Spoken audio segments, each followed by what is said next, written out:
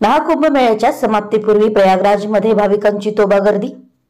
उत्तर प्रदेशमधील प्रयागराज येथे सुरू असलेला महाकुंभमेळा येत्या 26 फेब्रुवारी रोजी समाप्त होणार आहे।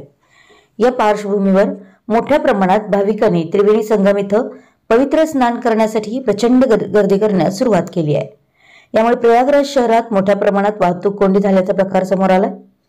दिनांक 22 फेब्रुवारी रोजी कुंभमेळ्यात सहभागी होणाऱ्या भाविकांची संख्येत 60 कोटींचा टप्पा ओलांडलाय।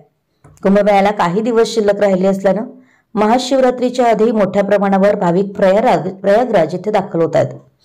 मीडिया रिपोर्ट्सनुसार 13 जानेवारी रोजी सुरुवात झालेल्या कुंभमेळ्यात दररोज 1 कोटीहून अधिक भाविक प्रयागराज येथील कुंभमेळ्याला हजेरी लावत आहेत। यामुळे प्रयागराज आणि परिसरातील रस्त्यांवर मोठ्या प्रमाणात वाहतूक कोंडी होते। प्रयागराज येथील वाहतूक कोंडीचे काही व्हिडिओ समोर आलेत, ज्यामध्ये वेगवेगळ्या राज्यांमधून आलेल्या 4 चाकी वाहनांच्या लांबच लांब रांगा लागल्याचं दिसून येत आहे। पोलिसांकडून गर्दीचे नियोजन करण्यासाठी तसेच वाहनांच्या पार्किंगची सोय करण्यासाठी अतिशय सुंदर नियोजन केलं आहे। रेल्वे स्टेशनवर सर्व भाविकांची गर्दी होत असल्यानं एकाच वेळी लोक गर्दी करू नयेत म्हणून अतिशय नियोजनबद्ध रेल्वे स्टेशनवर नियोजन केलं आहे। भाविकांना त्यांच्या नियोजित रेल्वेमध्ये ज्या मार्गाने जाणार आहे त्याच गावचे यात्रेकरू जाण्यासाठी पोलीस प्रशासनाने अतिशय चांगलं नियोजन केलं। मुख्यमंत्री योगीजी यांनी सर्व प्रशासकीय यंत्रणा कठोर परिश्रम घेत असल्याचं स्पष्ट दिसून येत आहे।